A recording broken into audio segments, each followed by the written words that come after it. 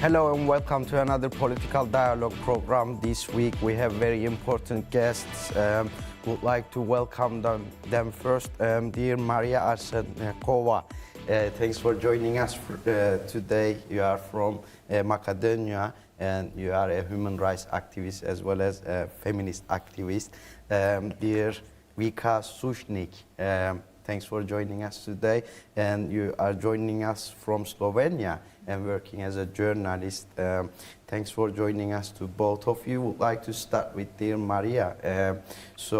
Lately you have been observing about the Kurdish struggle and how is the Kurdish woman struggle continues as well.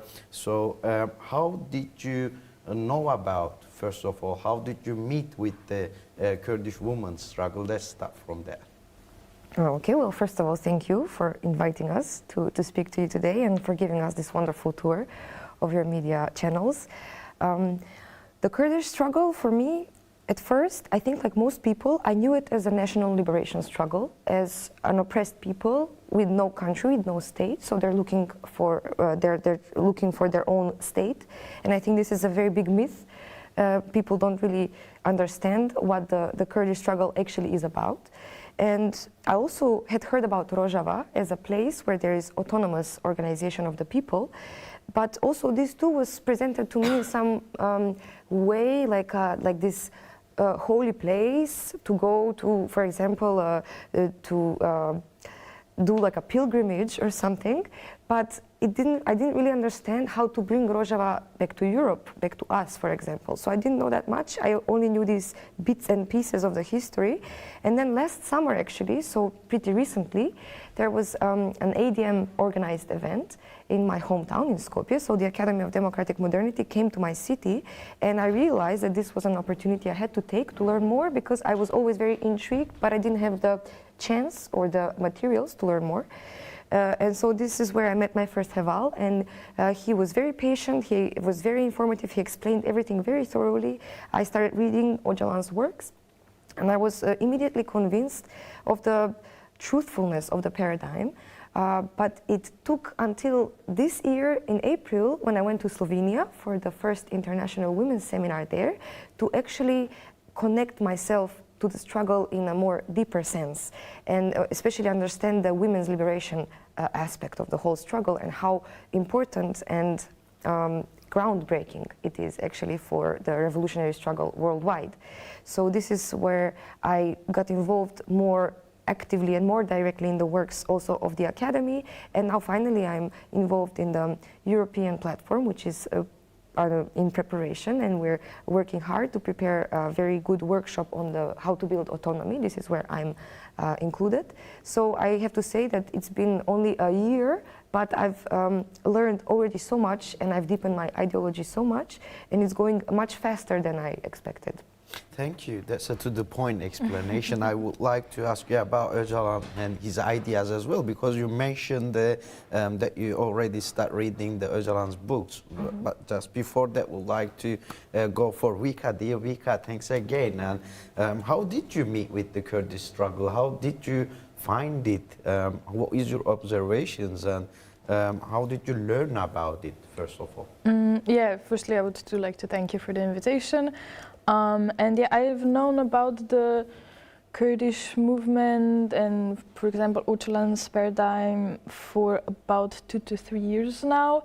Before that, I think I very rarely heard of it, maybe sometimes Rojava, maybe Kurdistan, but I think it's like the whole Kurdish struggle is very, very underrepresented in Slovenian media, in Western media. So yeah, I found out about it pretty late. The first time it was, I think, when I bought a book from a Slovenian publishing house. They translated the book Revolution in Rojava, which very systematically goes through the what happened with the revolution of Rojava, and also presents democratic confederalism and genealogy. It's very systematic, and it was a very good start for me to start learning about it. Unfortunately, I haven't had a chance to read a lot more about it, but yeah, for until like April as well, it was mostly theoretical, my work, and also just reading from books. I didn't have any real life experience. But then I think it was the start of this year when we had a conference about Öcalan's theory and Öcalan's teachings in Slovenia at my faculty. I did a little part in organizing it as well through my student club. And yeah, there I got more in touch with genealogy as well, because we had a lecture specifically on genealogy and different lecture on the Kurdish movement, and also how it's connected to Slovenian leftist movements, or how is it similar in some points and how is it different in other points, and how we can use it as well in our in Slovenian environment according to our history, our specifics in our culture. So I think those two things were very important for me and got me in touch with the Kurdish struggle and also with the theory of democratic confederalism and genealogy. Another important issue is about Öcalan and his ideas. As you know, Mr. Öcalan is still under isolation. It's been more than 43 months, and he has been able to see his nephew, but not the lawyers. And when we look at the message from Öcalan via his nephew that he shared, he's underlining that the isolation still continues, basically. So how did you find leader Apo's ideas? Is it inspirational to the Western woman as well? Very shortly. Yeah, I mean, I think it's very inspirational, especially because I think his teachings are very special because of genealogy and also because of the general paradigm. So I think, yeah, it's very important for European women as well to read his works or learn about them. Thank you. Dear Maria, also would like to ask you about Öcalan and his ideas, because you also mentioned that the importance of the democratic confederalism as well. How do you understand the democratic confederalism, and what is the relation between the democratic confederalism, free woman paradigm, and as well as the Kurdish woman struggle, which also can be an example to the Western woman as well? So how do you evaluate Öcalan and his ideas from that perspective? Well, for me, Öcalan was very illuminating in two important aspects. First, of course, it was the women's issue, and that it is the central issue to liberation. So this is like the Marxist-Leninist paradigm, which is how most leftists are introduced to the revolutionary thought, let's say, puts the women's liberation after class liberation. And so Öcalan just because he learned from the history of these struggles, and he said, okay, these revolutions failed, so that's not the right order of things. So first must come the women's liberation, and then the society can be free. So this was the first paradigm shift I experienced thanks to Öcalan and to his works. But also another important shift was to stop seeing society as the system. So I made the distinction between the system and society, the people who live together. So before that I would say our society is oppressive, but then I realized, no, it's the system who is created these oppressive structures to keep people under its own control and to exploit them freely. So this would be what I realized thanks to Öcalan. And as for democratic confederalism, I think the most important thing about it is the change in mentality. So, and this is what people usually say when we talk about the revolution. They say, but you know, we don't have the consciousness yet for that. And this is precisely what Öcalan says. This is the revolutionary task, to build this consciousness. It's not something that comes after we struggle, we engage in armed resistance, for example. So changing the mentality is the most important aspect. So democratic confederalism is the free assembly of people in a free way where no one is dominating anyone else, and they all get together, discuss, deliberate, and make decisions together. And I think this is something that maybe people will say, well, this is the parliament, right? So what's different? But the difference is in the mentality, where there is no hierarchy, there is no structure, oppressive structure, but everyone is free and autonomous, and they can make their thoughts. They can make their thoughts known, and they can make their decisions. They can participate, give criticisms, and of course, the method of tekmil, of critique, self-critique. This is, I think, the most important way in how to raise this consciousness and how to build this free mentality. Very shortly, very briefly, do you think the Öcalan paradigms, as well as the democratic confederalism umbrella, is only for Middle East? It works only Middle East geography, or it can be adapted to the different geographies as well? Absolutely not. I think also the Balkans is a very good place for it, because the Balkans has suffered a lot because of the nation state mentality. We had Yugoslavia, and this was an attempt to build a common identity, but then ever since the Yugoslavia fell apart because of external pressures and internal contradictions, the nationalist thought is very strong in the Balkans, so now people are very divided. So I think they absolutely will need this paradigm to come together again. Otherwise, I don't see any other way. Maria, thank you. Would like to continue with Vika. Vika, it's been like 2-3 days now. You're witnessing and observing the free Kurdish press these days. So, how did you find it?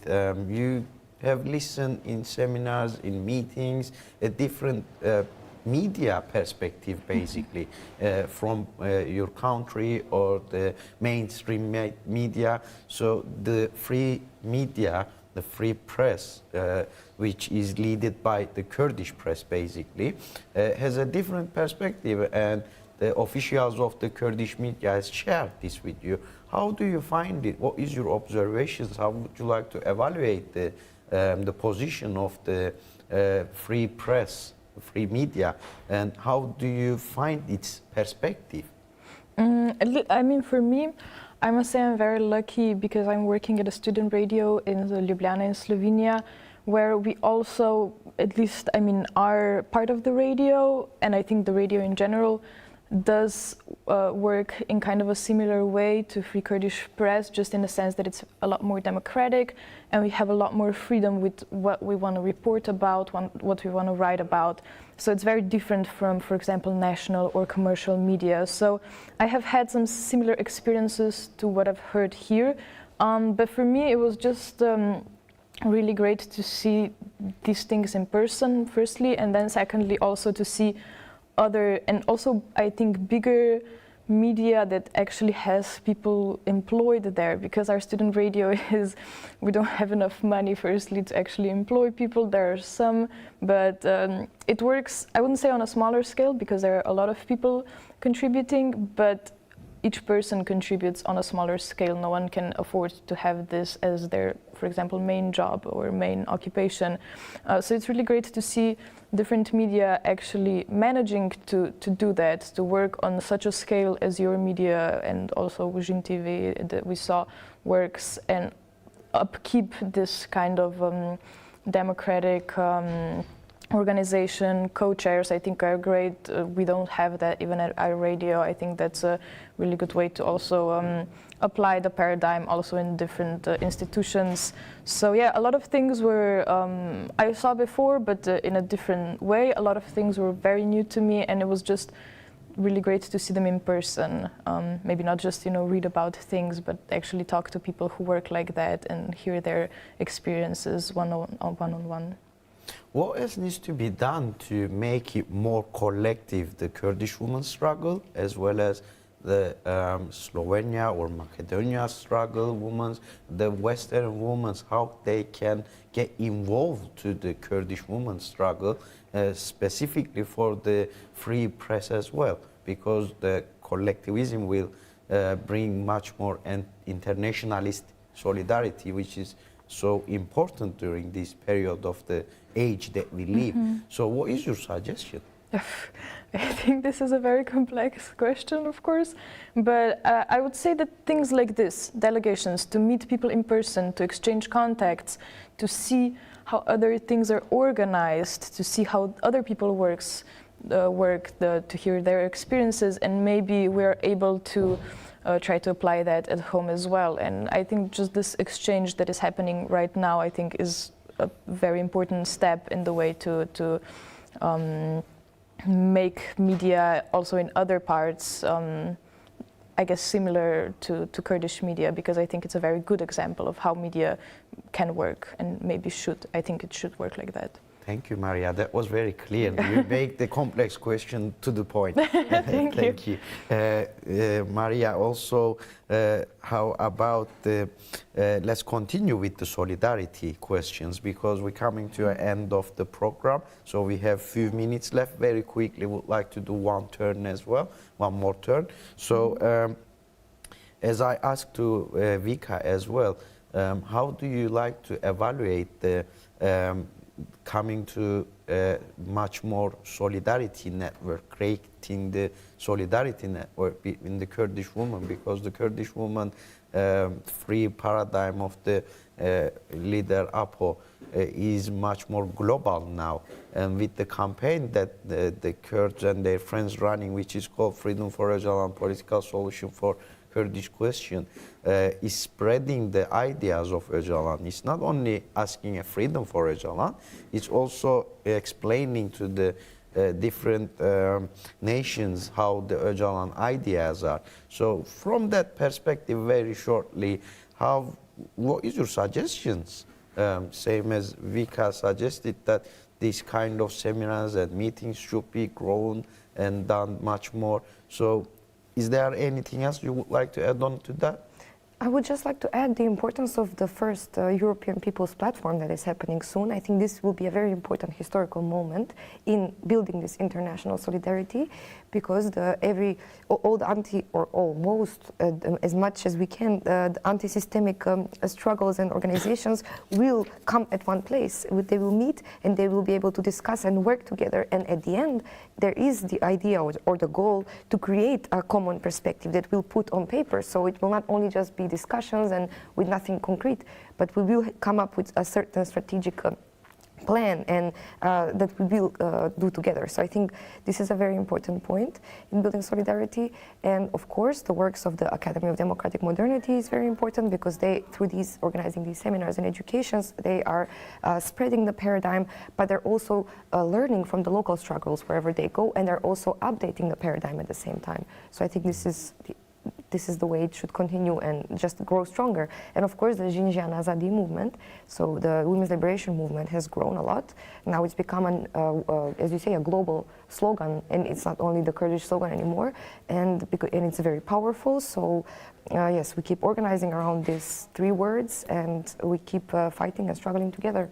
Very shortly, very briefly, anything else I didn't ask, anything you would like to add on from this perspective? Yes, I could say so much more. The topic of democratic confederalism is really deep, and I also don't know that much. But I would like to just point out that the main difference is what I really love about Öcalan and his philosophy is that he's trying to take back all the terms. So he's taking the term nation, and from this ugly, hateful thing, he's turning it into the democratic nation, into something, and also the term of woman, the term of liberation. So he's, because these terms have been abused by the system, and he's not trying to come up with something new. He's saying, no, these concepts, we have to put new meanings, our meaning, the true meaning, back to them. And this is how I think this mentality shift works, and this is what I'm most impressed about. Vika, thank you. We'll get back to you for your last words. Vika, sorry if I mixed the names up, but it's okay. Yeah, it's recording anyway. Basically, if there is anything I didn't ask about Kurdish leader Mr. Abdullah Öcalan, as well as the Kurdish women's struggle, from that perspective, from your observations as well, anything else you would like to add on, anything I didn't ask? I think we covered it pretty well, and I just what Maria added, I 100% agree. So I would just join that statement. Okay, that's great. So lastly, very shortly, very briefly, why Kurdish leader Mr. Öcalan do you think should be free, and what is your message to break this isolation, and what is your message to call for peace in the region? I think my message is to organize and make the movement bigger and bigger and bigger, and I think that's also part of the reason why he should be free. I think he is unjustly in isolation and unjustly in prison anyway, so he should be free by default, but also just because like this philosophy, his theory is so, I think, in very much in a very big sense, so different from what we are used to, especially my experiences is with the European leftist movements, and it still gives a pretty big break with the Marxist-Leninist movement, and I think in a good way. So I think like it would be very, very important to the whole movement to get his theory and his perspective as well. Thank you, Vika. Dear Maria, let's get your last words and the message as well. So how important is freedom for Öcalan, and why Öcalan should be free, especially during this chaotic period that we live in the Middle East? Very shortly. Yes, so as I've already said in the 1,000 Women, One Voice campaign, I will maybe repeat a bit this message, but the message is that Abdullah Öcalan is already a free man. This is why he's been put in prison. So he's managed to free himself from the system and from the dominant male mentality. And because of how big of a threat he is to this mentality and to this system, this is why he's been so isolated. So, but his physical liberation is crucial, and I think why he needs to go back is because he needs to go back with society, to go back to struggle together with society, and to everything that he has been through in these 25 years of imprisonment to now put into practice, because he's been writing a lot, but he couldn't practice anything. So now when he goes out, I believe he will be much stronger, and he could share this experience of his isolation and all the new conclusions he has reached with society, with the people. So absolutely the struggle for his freedom must continue. Maria Arsenkova from Macedonia, activist from Macedonia, thanks for joining us. Thank you for your valuable comments. And dear Vika Susnik, a journalist from Slovenia, thank you for your valuable comments as well. Thank you. We just came to another end of the political dialogue program. We had this week Maria Arsenkova and Vika Susnik, and we have spoke about how important is Öcalan's ideas, as well as the importance of the solidarity between the Western women movements as well as Kurdish women's struggle. Thanks for joining us, and we will see you on the next political dialogue program.